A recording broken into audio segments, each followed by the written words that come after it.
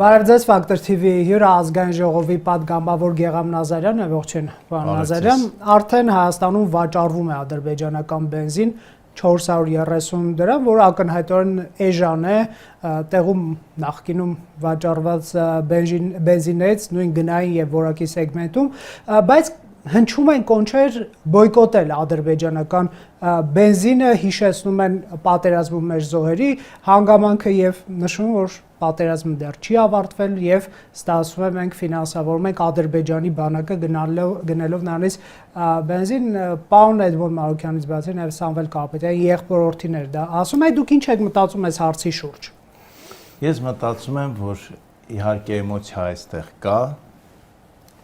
իսկ ռացիոնալիզմ ռացիոնալիզմը 0 է եւ շահարկումը միլիոն։ Եթե մենք հերթական հարցին են գալիս արդեն բենզինից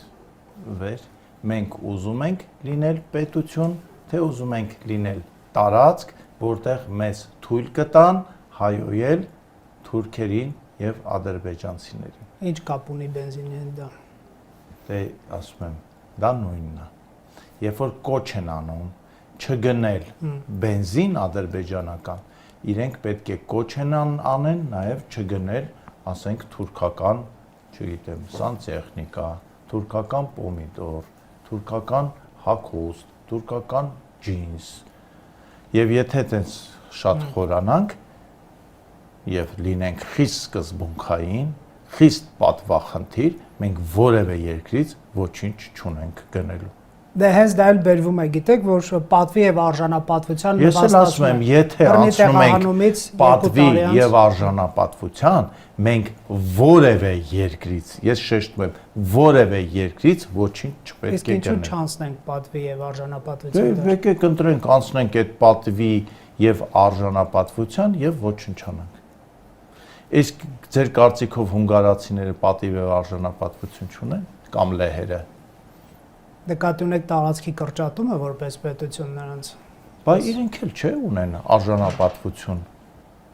Բայց ինչու այդ էմոցիան իրանք չէ, իրանք որովհետեւ պրագմատիկ են, հասկանում են, որ եթե ուզում են լինել պետություն, պետք է հաշվի առնեն անհրաժեշտ որոշ իրողությունների հետ։ Հիմա ես ասում եմ, հիշեցնեմ մի դեպք, մի քիչ երկարեց պատասխանը, բայց ասենք էմոցիայի մեջ որը գնենք, ես էլի եմ ասում, ինչի մենակ Ադրբեջանն է մեզ վնասել։ Չէ։ Թե ժամկետների հարցը 5 տարի անցումա վերջ նորմալ է, բայց եթե եղել է 400 տարի առաջ, այդ նորմալ է, ոչինչ 100 տարի առաջ դե ոչինչ, շորմոր արդեն կարելի է առնել, բայց եթե եղել է 5 տարի առաջ, ուրեմն չէ, արդեն չէ, պետքա մի քիչ հետ մեզ տանջենք։ Խնդիր է։ Ինչի դնում են ամեն մեկը տես էմոցիա դնելով ասում եմ եթե ես մարդուն էմոցիայի մեջ գցեմ հեշտ կկառավարեմ դրանից հեշտ եթե ամենահեշտ կառավարվողը դա էմոցիայի մեջ հայտնված մարդն է իսկ սա քաղաքական նպատակադրում է նման հարց միայն քաղաքական միայն թե նաև իրոք մարդիկ վիրավորված են կամ ես ասում եմ եթե վիրավորված են որևէ երկրից ոչինչ չպետք է գնեն որևէ երկրից ես չեմ ասում միայն Թուրքիայից ու Ադրբեջանից ասում եմ որևէ երկրից մենք ոչինչ չպետք է իսկ ինչ նկատի ունեք ասելով որ եթե մենք էմոցիոնալ ենք դիտարկում պետություն չենք դառնա կվերանանք ինչ նկատի ունեք սպորս կվերանանք որովհետև տարածաշրջանը չի հանդուրժի այսպիսի էմոցիոնալ պետության որը ամեն ինչը էմոցիաներով է եւ հաճախ ոչ հիմնավոր Բայց ատելությունը թշնամանքը որ տասնամյակներ շարունակ կուտակվել եւ այնպես չի որ օբյեկտիվ չի դա դա էլ են կուտակել են բայց միակողմանի չի այս թեման թեմա չի էլի սրանից մենք պետքա դուրս գանք ձեր կարծիքով ասենք պատերազմում զոհվածից ծանողից ավելի մեծ էմոցիա ունեցող կարող է լինել Չէ, բայց պատերազմ ես չեմ ուզում իմ էմոցիան փաթաթեմ մի ամբողջ պետության։ Չեմ ուզում։ որովհետև ես ուզում եմ, որ Հայաստան պետությունը լինի եւ ոչ թե լինի տարածք, որտեղ պետք լինի կթողեն հայոեն թուրքերին, պետք լինի կարգելեն հայոել, պետք լինի կտպեն վեպեր հակաթուրքական եւ պետք լինի կարգելեն հակաթուրքական եւ գրողներին է կտանեն, ասենք, չգիտեմ, Սիբիր կամ չգիտեմ։ Գիտեք, ուրացում բառն է հաճախ օգտագործվում։ Ինչ բառ ասես օգտագործում են, էլ ուրացում, չգիտեմ, ազգադավ, հայրենավաճառ, ինչ ասես ասում են։ Բայց Ես մեկին գիտեմ, մի քանի անգամ այդ օրինակը բերել եմ, տարիներ առաջ դեռ միջև պատերազմը գնում էր ադրբեջանցիներից, ադրբեջանցիներից Մարնեուլում մեծ քանակությամբ սերկեֆիլ էր գնում, բերում էր եւ հայկական սերկեֆիլի գինի էր արտադրում։ Հետո նա Արարատը հետ էր բերում։ դե հիմա Չեք ջան։ չաներ այդ մարդը։ Բա էմոցիակար։ Բայց տեսեք, ամեն դեպքում թշնամանքի ատելության իրար չվստահելու մթնոլորտը արկա է նաև ժողովրդի մեջ, դրանից չեք կարող խուսափել եւ դրա ապացույցը նաև պարոն Նազարյան, այն էր, երբ որ Երևան այցելեցին ադրբեջանցի փորձագետներ եւ Բաքու հայ փորձագետներ, դա այսպես շատ բուրըն քննարկվում էր, աղմկոտ էր բավական եւ օրինակ չի բացառում նաև 26-ին Երևան գա թուրք եւ ադրբեջանցի պաշտոնյաներ բարձրաստիճան եվրոպական քաղաքական համայնքի այդ գագաթնաժողովին մասնակցելու։ Սա արդյոք հաղթահարելի է եւ ինչու հաղթահարել դա։ Ռացիոնալիզմում եթե Լավ, ես հակառակ ասեմ, իսկ ինչու չհաղթահարել։ Բայց ավելի հեշտ է բացատրել ինչու հաղթահարել։ Չէ, դուք ինձ համոզեք, ինչու պետք է չհաղթահարենք։ Դե վիրավորվածության գործոնը, դե ես ասեմ, գործոնը, փակենք հայ-պարսկական սահմանը, հենց հիմա։ Եվ դադարեցնենք Իրանի Իսլամական Հանրապետության հետ մեր բոլոր հարաբերությունները։ Եկեք լինենք խիստ սկզբունքային։ Չէ՞ որ Իրանի առաջնորդը Հայաստանը դատարկեց հայերին 1600-ականների սկզբին։ Որ պակաս ցեղասպանություն էր։ Թե ասենք, բա եթե այդ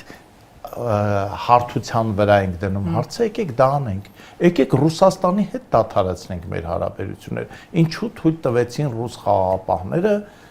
հայկական բնակչության դեմ նման գործողություն, որ տեղի ունեցավ 23-ին։ Սենց այսպես կարող եմ գնալ։ Իսկ ինչով եք պայմանավորում հենց այս երկուսի հետ այս սրացումները, նաև էմոցիոնալ դաշտում, որ քաղաքական գործիչներ հաճախ օգտագործում են, նկատելով Ադրբեջանը։ Թարմա, հեշտ է։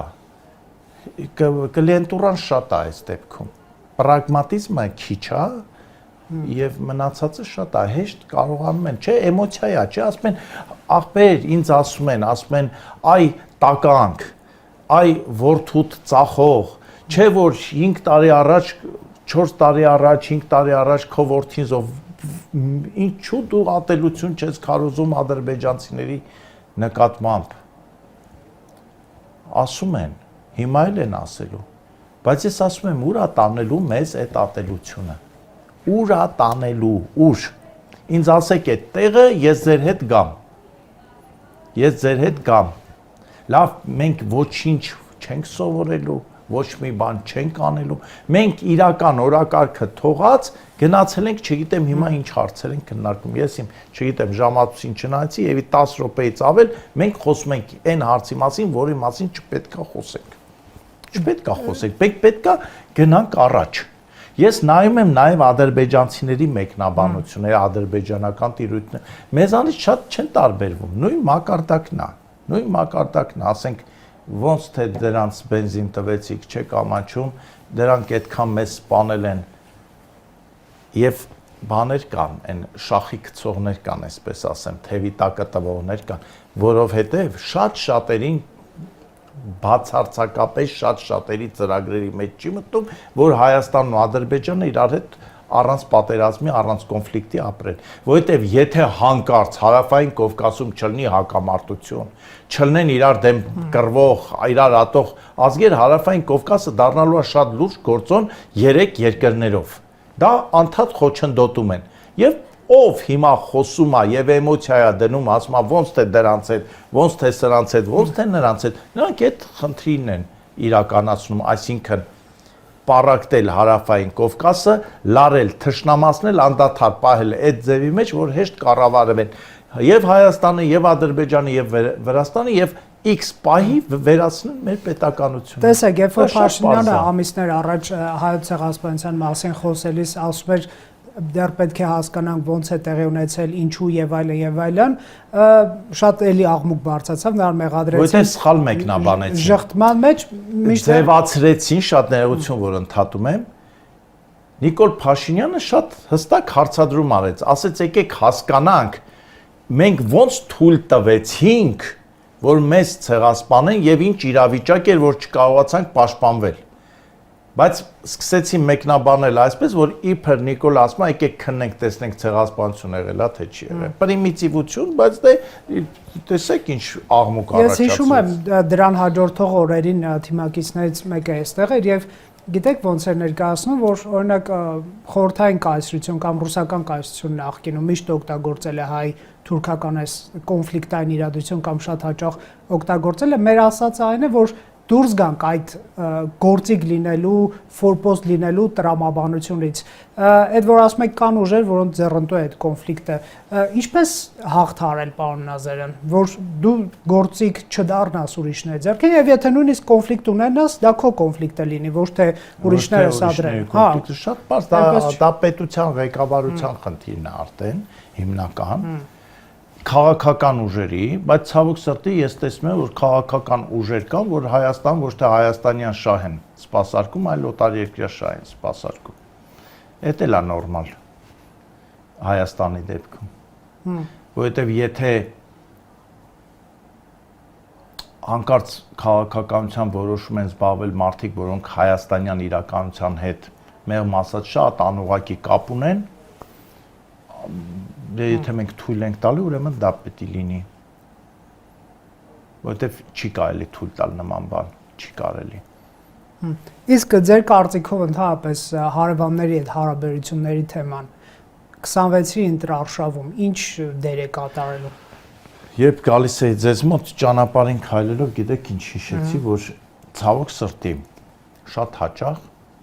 ընտրությունների ժամանակ որոշիչը լինում է շատ մի անակնկալ գործոններ եւ ոչ այն ամենակարևորը։ Ոչ ամենակարևոր հարցադրումն է, ասենք։ Տեսեք, ես մտածում եմ, թվում էր, որ պատերազմից հետո երախտապարտ ֆրանսիացիները Շարլ դե Գոլին պետք է նախագահ ընտրեն, չէ՞, նորից։ Բայց չընտրեցին։ Պարտվեց դե Գոլը։ Չերչիլը պարտվեց։ Չերչիլը նույնպես։ Խաղաղություն բերած մարդիկ պարտվեցին։ Տարօրինակ է, բայց փաստ է։ Եվ այսօրվա կառավարող ուժը պետք է հասկանա, որ ընտրություններում այդքան որ ասում են խաղաղություն, դա շատ կարևոր է։ Եվ եթե հասարակությունը առողջ լինի, լուրջ մտածող լինի, իրոք դա պետք է գնահատեն եւ ընտրություններում դա որոշիչ է լինելու։ Բայց կարող է շատ այլ հարցեր որոշիչ լինեն։ Օրինակ պաղպաղակի որակը, դպրոցից ազատված ուսուցչուհու տրամադրությունը, հանկարծակի X բնակավայրում հայտնված որոշակի գումարը շտաբների կամ չգիտեմ ինչի տեսքով։ Կարծում եք գումարը դեր կխաղա։ Մեծ է դեր խաղալու, արդեն իսկ խաղում է։ Ոնց բանաց։ Եվ Հայաստանի տիպի երկրներում, որտեղ աղքատության որոշակի ցուցանիշ կա, այստեղ գումարը դեր է խաղալու։ Մարդիկ հայտնվելու են տարատեսակ քաղաքական ուժերի շտաբներում, գից ինչ որ չգիտեմ ինչ մի բան կգտնեն կհորինեն ինչ որ հիմնարկներում, որը օրինական է ամեն ինչը, դա փողաբաժանություն չի, բայց ընդգրկվում են, դառնում են աշխատող եւ ընտրություններում դա որոշիչ է լինելու իրենց համար։ Մի քիչ այդպես ոգևորելու են, ասելու են, բայց ամեն ինչը ընտրություններից հետո էլի շարունակվելու է, մարդիկ է ոգևորվելու են, գնան ընտրեն։ Բա խաղալու է դեր, բա ինչ է։ Ձեր կարծիքով, ասենք բնակչության 99%-ը առաջնորդվելու այն փաստով, որ վերջապես խաղաղություն հաստատվեց, ոչ։ Դե կառավարող ուժը կարծես թե հույսը դրա վրա է դրել, որ տեսեք Ադրբեջանի հետ նախաստորագրել են պայմանագիր։ Սխալվում է, դա դեր խաղալու է, բայց դեր խաղալու է 20-25%-ի համար։ Բայց բան Ազար, այսօրվա հատկապես ավելի շատ դեր է խաղում ոչ թե խաղաղությունը, այլ գյուղերում արված ասֆալտապատում։ Բայց ԿՊ-ն անում է ասֆալտ։ Էդ եմ ասում էլի, ասում եմ։ Այսինքն ոչ արժեքները, այլ ավելի այսպես նյութական գործոններ, անձնական։ Ես դրանից օգուտ ունեմ։ Աչքը տեսնում է, թե չէ։ Հա, օգուտ, ես բռնում եմ, դա օգտագործում եմ, թե չէ։ Իսկ խաղաղությունը անշնորհակալ բան է։ Ասում են, հա դե տենց էլ պիտի լիներ։ Էլ չեն ասում, ոնց պիտի տենց լիներ։ Ավելի շատ տրամաբանական էր, որ այսպես պիտի չլիներ։ Բարեբախտություն էր, որ Ամերիկայում նախագահ դարձավ Թրամփը։ Եթե Թրամփը չլիներ, այս խաղաղությունը չէր լինելու։ Ես վստահաբար կարող եմ պնդել, հաստատ չէր լինելու։ Անկեղծ եթե լինենք, Ալիևը ակնհայտորեն որոշակի վախ կամ մտավախություն ուներ Թրամփի կոշտ քաղաքականությունից եւ օգոստոսի 8-ին նրա քծնանքը Թրամփի նկատմամբ շատ ակնհայտ էր։ Դե գիտեք, դա խոսում է ոչ թե Ալիևի թուլությունների, այլ Ալիևի խելացիության եւ պետական մտածողության մասին։ Ուրիշը լիներ, մեկ ուրիշը լիներ, կարող է ասեր թքած այդ շահը, որ ես ունենալու եմ կամ Ադրբեջանը ունենալու է Ամերիկայի հետ հարաբերությունների ջերմացումից։ Ես պետքա 30 տարի հայերին նվաստացած պահեմ անդադար մարտական ու պատերազմական գործողությունների հրահրման փորձերով եւ այս վիճակի պահպանման։ Բայց հիմա թերահավատ են մարդիկ, որ նա իրոք հրահրում չի։ Օ, իսկ ով է թերահավատություններ շնչում։ Հայաստանյան դաշտում գործող լրագրողները, քաղաքագետները, քաղաքական ուժերը, որոնց ձեռք չի տալի այս խաղաղությունը, որովհետեւ իրենք հասկանում են, որ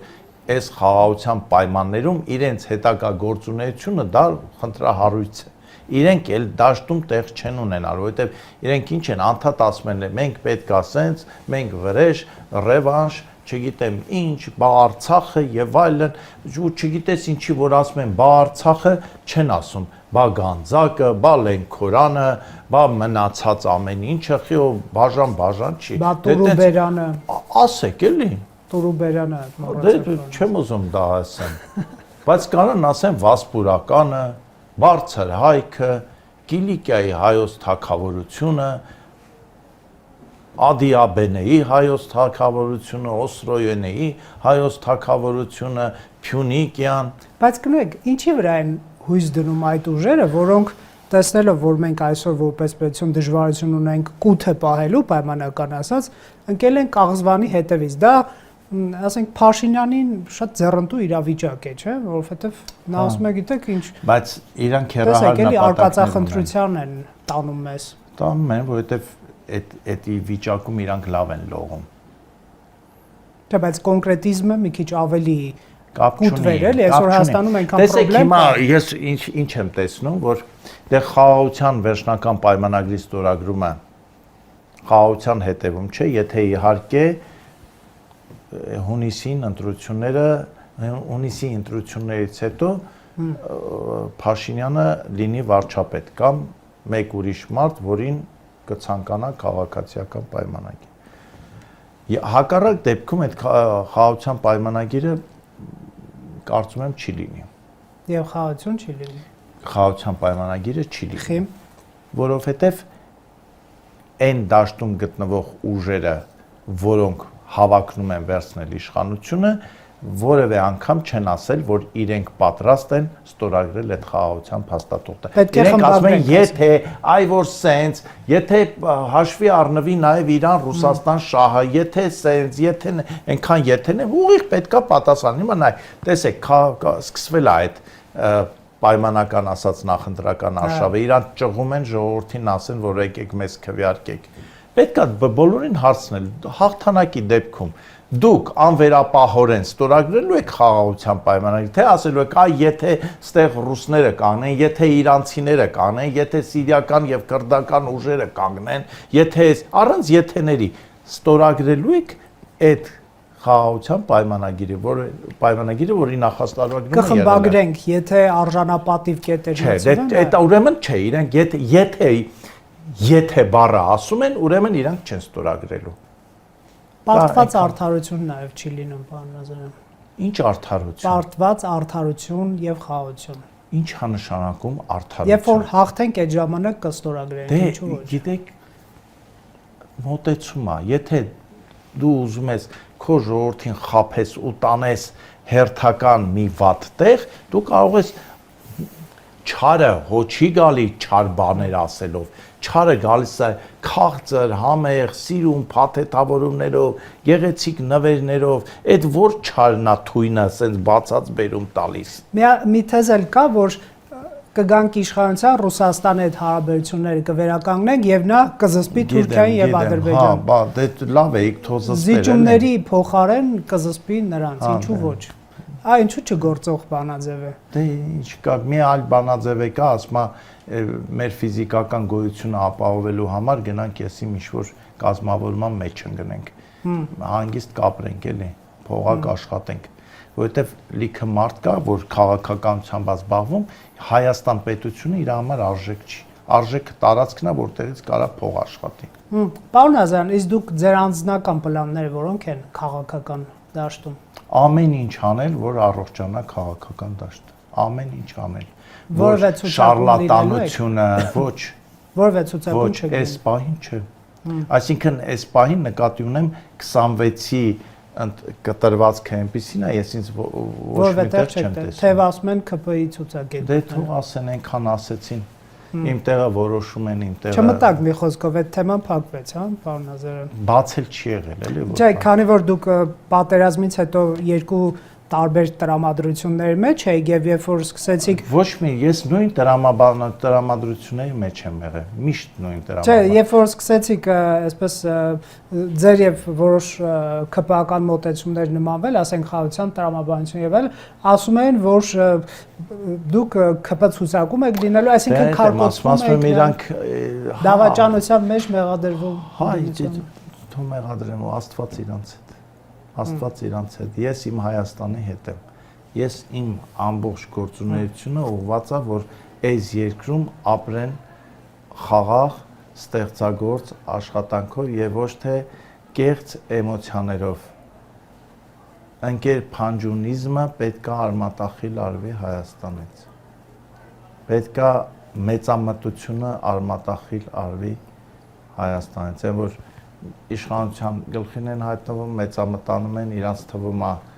որ հավերժ կառավարելու են, հենց ընդդիմություն են դառնում, ասում են այ կործանվեց երկիրը, այս ինչ սարսափելի վիճակում էր եւ հետարքի գիտեք որ նա ինչ եմ նկատել, ասենք ում համակրում է կամ չգիտեմ ինչ պատճառով, ասում է Եթե Լևոն Տեր-Պետրոսյանական է, ասում է, չէ, Հայաստանը միակ նորմալ տարիները 90-ականների սկիզբն է եղել, ով Ռոբերտ Քոչարյան, չէ, 10 տարին է, հետո մնացածը բանի պետք չի ունեն։ Սերժ Սարգսյանի ֆան ակումբը ասում է, դե զարգացման տարիները մենակ Սերժ Սարգսյանի կառավարման տարիներն են, Նիկոլ Փաշինյանի կողմնակիցներն էլ ասում են, մինչև 18 թիվը Հայաստան չի եղել, 18-ից հետո նոր առաջացել է։ Ու այնքան անկեղծ են այդ, այնքան հավեսով են ասում, սստայում ես ասպես հետաքրքիր է։ Իրանք իրանց ասածին հավատում են, իրոք թե այդպես խաղում են։ Նույն էլ Արցախի հարցը գիտեք, որ լավագույն շրջանը մեր շրջանն էր։ Այ ինչ որ մի բան պակասեց եւ այդ ինչ որ մի բանը իշխանության փոփոխություն։ Այդպես է չհասկացան, որ մենք բոլորս մի նավում ենք այդ հայտնի արտահայտությունը, էլի մենք բոլորս մի տեղ ենք, չենք կարա, էլի, սենց Տեսեք, պարոն Նազարյան, մենք հաճախ եւ հենց մեր զրույցի մի զգալի մասը դրան էր նվիրված, խոսում ենք արտաքին թշնամանքից, դրա հաղթահարման հավանականությունից եւ այլն, բայց մեր ներսում էլ, հա, մեր հանրության մի զգալի հատված իդեպ քաղաքական ուժերի ձեռամբ թշնամացած են իրար դեմ, փողոցում իրար երես եթե տեսնեն իմանան իրար քաղաքական նախընտրությունները, չգիտեմ ոնց կարող։ Սխալ եք ասում։ Չգիտեմ, ամեն դեպքում Facebook-յան իրականությունը թվում է թե հենց այդպեսին է իրականությունը։ Ուրեմն այդ սա ոնց քաղաքական ուժերը եզակի բացառություններով եթե վստահ են, որ տեսնող չկա, իրար այդ բավական ջերմ, տեսախցիկների առաջ բոլորովին, այլ հանրության աչքի առաջ բոլորովին։ Բայց հանրությունը այն մեսիջն է ստանում, որ սրանք երկու թշնամական ուժեր են։ Մի օր ինչպես մեկը ինձ ասեց, ոնց պարոն Նազարյան, դուք իրար հետ շփվում եք խորհրդարանում, ասում եմ, հա, իհարկե, շփվում ենք, քննարկում ենք, հարցեր ենք լուծում։ Ասում եմ, մեզ է թվում է, թե հենց նիստը բրծում է, դանակները վերցնում եք, իրար հետևից վազելով ման եք գալու։ Այդ ընկալումը տվեցինք։ Բայց դրա խնդրեմը այն է, որ հասարակությունն էլ է տարանջատվում շատ հաճախ, այսինքն հասարակությունը ավելի է տարանջատվում։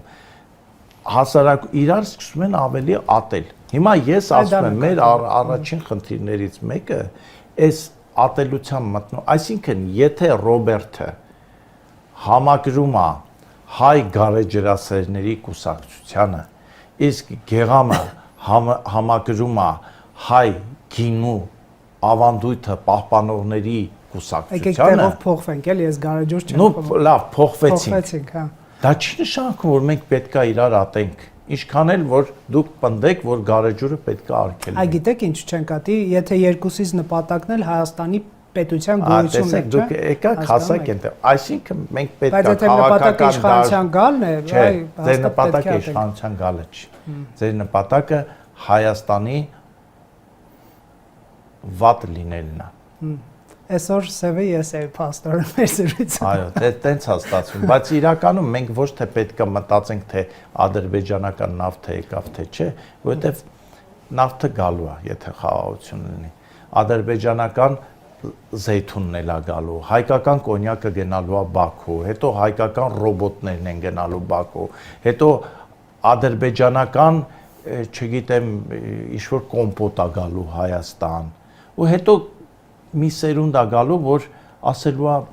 բա մենք ինչի իրար տվեցինք, սպանեցինք եւ այլն։ Հետո արդեն նորից իհայտ են գալու մարդիկ, որ ասելու են, ժողովուրդ, դեք արդեն ոնց որ լավ ենք, ահագին նորմալացենք։ Եկեք հələ փորձենք, տենանք կարանք թովուզը գրավենք, ադրբեջանցիներն էլ ասելու են, հələ մի հատ փորձենք, կարող է կարանանք բանը գրավենք, ինչ-որ մի հատ հայկական բնակավայր։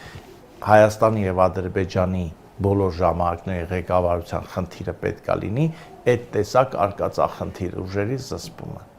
Այսքան բան։ Թերևս բայց դա ժողովրդի խնդիրը պետք է լինի, պարոն Ազար։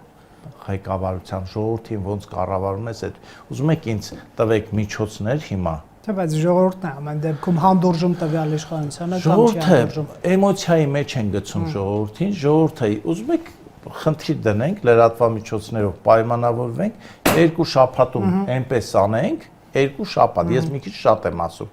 ասենք Իջևանի, Ծաղկավան եւ Կիրանց գյուղերի միջև մարտական գործողություն է սկսի։ Տան իրար սպանեն, այնքան հեշտ է մարդկան։ Մի ճակերտավոր լրագրող մտավ Կիրանց գյուղ, այնպիսի մտնոլորտը փչացրեց, տարի ու կես անցել մարդիկ միմյանց հետ չեն խոսում։ Այդ մի չլրագրողի պատճառով 24 թվի դեպքերն եք ունեք։ Այո, միջև հիմա գյուղում մարդիկ կան իրար հետ չեն խոսում այդ չլրագրողի գործունեության արդյունքում։ Իսկ Կիրանցում տոնական տրամադրություն կա այս օրերին։ Այո, իհարկե, տոնական Կիրանցում ամեն օր է տոնական տրամադրությունի տարբերություն Երևանի, ամեն շաբաթ կիրակի Կիրանցում աղբյուրների մոտ տոնական տրամադրություն է։ Հուսանք դա միշտ Միշտ է լինելու, որովհետև հերիք է այդ արկածախնդրություն, էմոցիաներ, այնով ուզում է կռիվ խաղա, տուն-տունիկ խաղա, թող իրանց այդ բնակության երկրներում գնան, ինչքան ուզում են քաղաքականությամբ զբաղվեն։ Շնորհակալություն զրույցի համար։ Factor TV-ում հյուրընկալել են Գեղամ Նազարյան